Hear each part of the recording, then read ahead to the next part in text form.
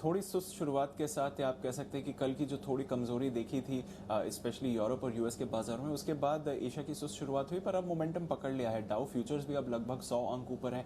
SGX Nifty 30-40 अंक ऊपर दिख रहा है। ज्यादातर एशिया के बाजार अब वापस पॉजिटिव टेरिटरी में आ रहे हैं, तो सुस्त शुरुआत के बाद ग्लोबल संकेत पॉजिटिव हो रहे हैं।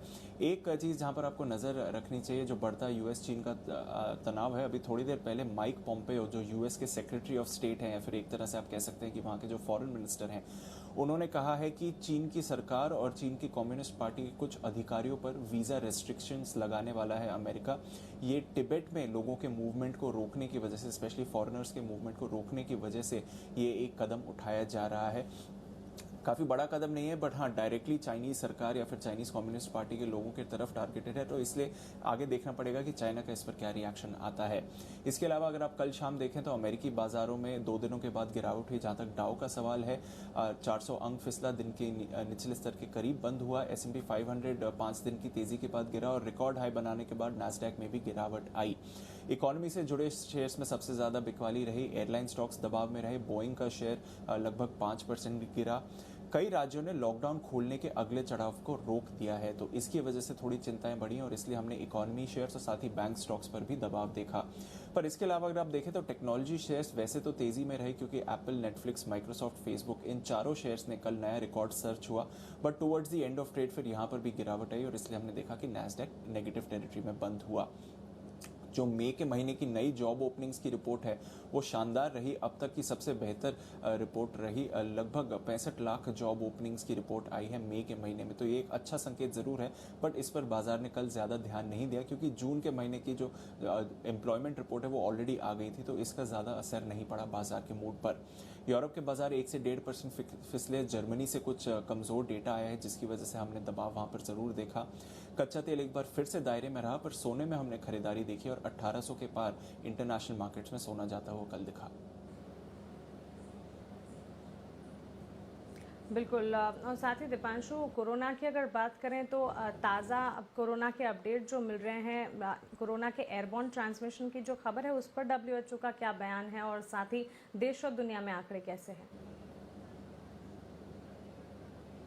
पहले अगर आंकड़े की बात कर ले तो कल 2 लाख से ज़्यादा दुनिया भर में केसेस आए और 5,500 लोगों की कल मौत हुई है।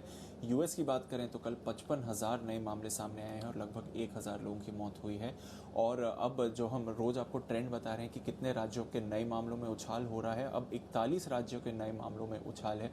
कुछ दिन पहले ये 27 था, फिर 34 हुआ, अब 50 में से 41 राज्यों में नए मामलों में उछाल आ रहा है। ब्राजील की बात करें तो वहां के जो राष्ट्रपति हैं जे बोल्सोनारो, वो कोरोना पॉजिटिव पाए गए हैं और ये चिंता का विषय है, क्योंकि वो लगातार बोल रहे हैं कि कोरोना एक सीरियस बीमारी नहीं है, नॉर्मल फ्लू की तरह है।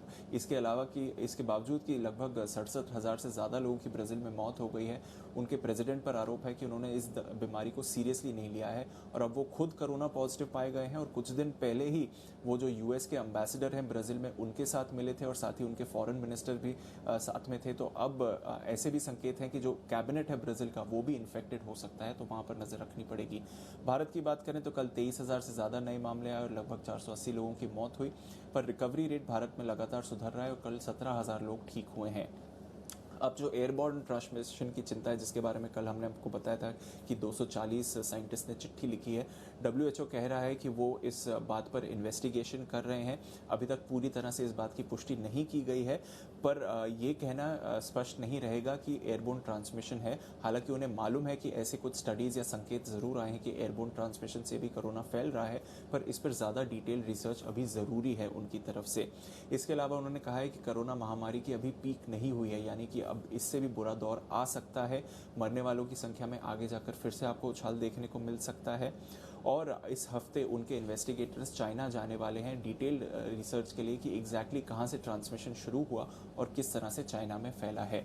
इसके अलावा WHO से रिलेटेड बात है, बड़ी खबर है। यूएस ने कहा है कि वो आने वाले 1 साल में WHO से बाहर निकल जाएगा। अगले साल 6 जुलाई तक यूएसए का WHO से एग्जिट करने का प्लान है।